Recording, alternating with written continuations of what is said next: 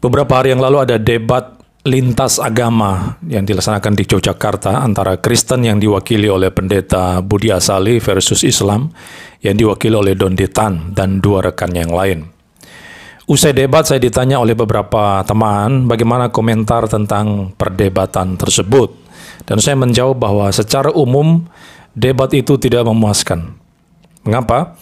Karena diskusinya tidak terarah. Sebetulnya topik yang disepakati kedua belah pihak adalah tentang keselamatan. Namun faktanya tema tersebut menjadi melebar kemana-mana karena pihak Don Ditan secara terus-menerus mempertanyakan hal-hal yang tidak terkait dengan materi debat.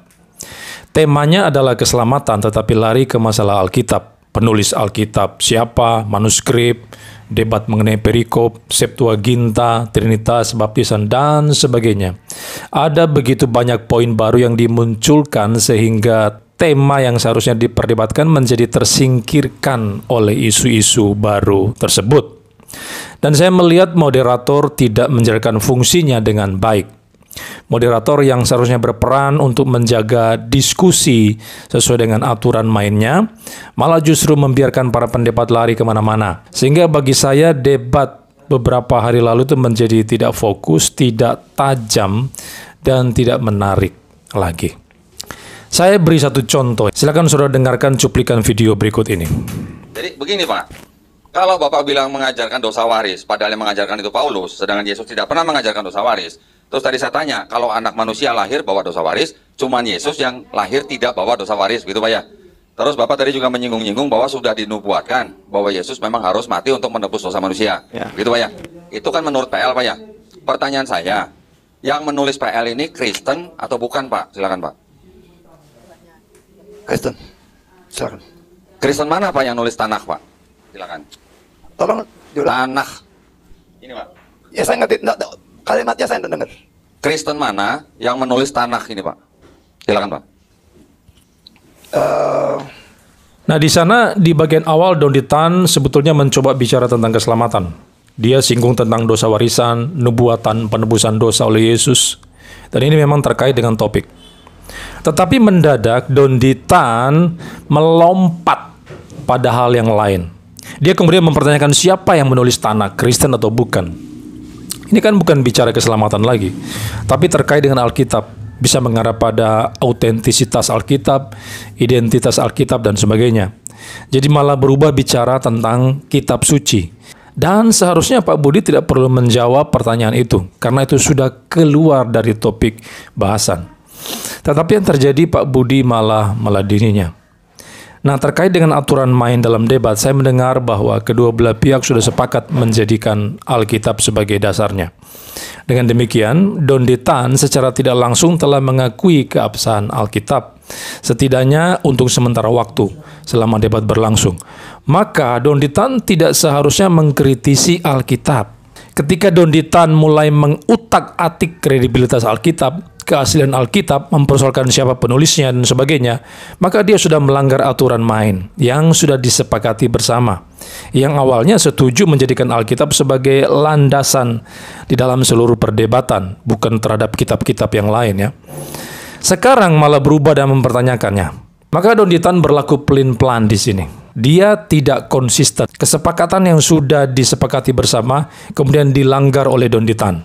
Ya, ini pertama.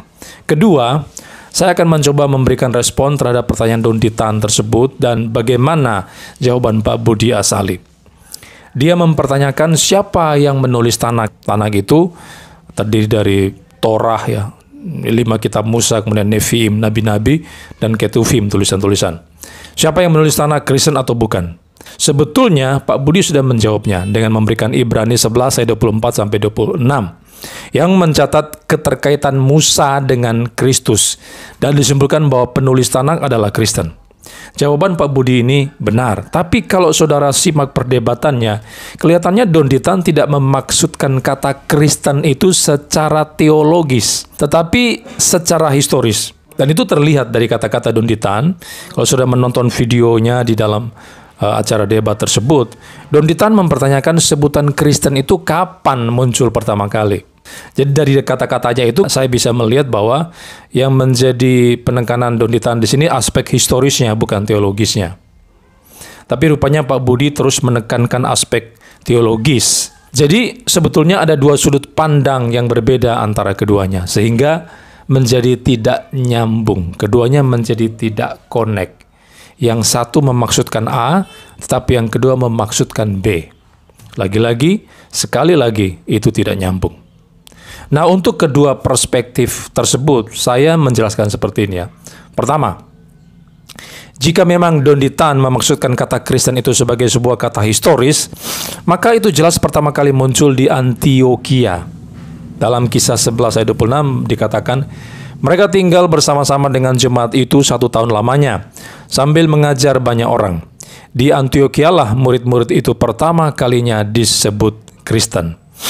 Kalau Donditan menanyakan kapan sebutan Kristen mulai muncul, maka itu muncul setelah Yesus sudah tidak ada lagi di dunia ini. Itu baru ada pada zamannya murid-murid Kristus di Antioquia. Kristen historis belum ada di zaman Perjanjian Lama. Nah, sekarang kita kembali kepada pertanyaan awal dari Donditan. Siapa yang menulis tanah, Kristen atau bukan? Jika yang dia maksudkan kata Kristen itu secara historis, sejak kemunculannya mulai dari Antioquia dan seterusnya hingga sekarang, atau mungkin dia anggap sebagai sebuah agama historis, maka yang menulis Tanakh memang bukan Kristen. Karena tidak mungkin kitab-kitab yang ada ribuan tahun yang lampau sebelum peristiwa di Antioquia tersebut ditulis oleh orang-orang Kristen historis. Tidak mungkin. Nah, ini sudut pandangnya Donditan. Sekarang yang kedua, kita masuk ke dalam perspektifnya Pendeta Budi Asali. Sekali lagi, jika saudara mendengar jawaban-jawaban Pak Budi, maka sebetulnya beliau sedang memaksudkan kata Kristen itu dari sisi teologis. Bahwa kata Kristen berarti pengikut Kristus, atau mereka yang percaya kepada Tuhan Yesus Kristus sebagai Juru Selamat. Ini makna teologis. Jadi Pak Budi tidak sedang mempersoalkan sejarah kemunculan kata Kristen itu. Kapan itu muncul pertama kali, di mana, dan sebagainya. Pak Budi tidak sedang menyoroti hal tersebut. Sama sekali tidak. Maka ketika Pak Budi mengatakan yang menulis Tanakh adalah orang Kristen, itu menjadi benar dari perspektifnya Pendeta Budi Asali. Bahkan saya kira semua orang percaya di Perjanjian Lama bisa disebut sebagai Kristen. Mungkin ada yang bertanya, Yesus kan baru muncul abad awal Masehi, dan orang-orang di Perjanjian Lama tidak pernah melihat Yesus.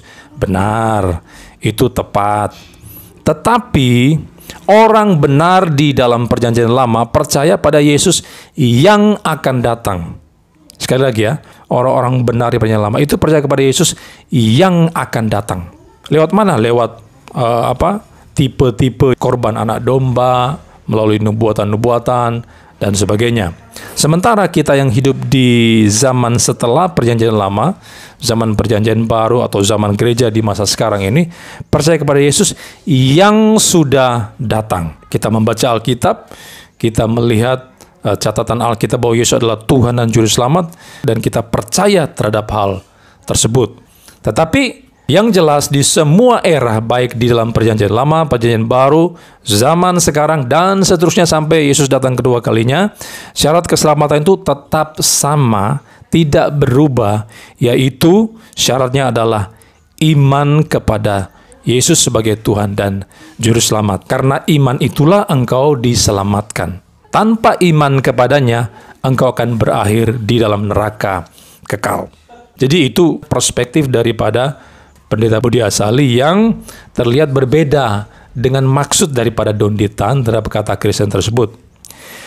Sekali lagi, ada dua perspektif yang berbeda di antara kedua pendebat, dan itu yang menyebabkan diskusinya menjadi tidak connect, tidak nyambung, karena ada kesalahpahaman istilah di antara kedua pendebat dan mengakibatkan masing-masing bertahan dengan argumennya.